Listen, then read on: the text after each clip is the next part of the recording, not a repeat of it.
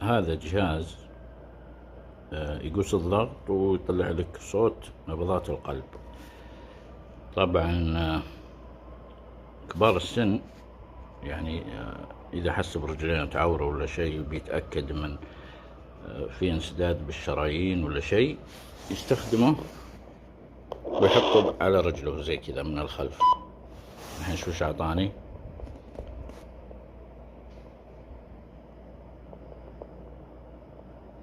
واضح؟ يحطه بس ويتأكد هل في نبض هنا ولا لا، عشان هذا الشريان الأساسي لتغذية الأقدام من الخلف. إذا ما طلع مثلا طلع أصفار، يصير إنه ما مسك شيء، لازم يصير على العرق نفسه بالضبط.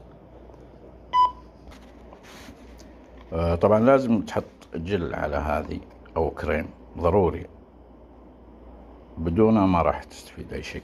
طيب الحين بنحطه مثلا بنسمع القلب نفسه.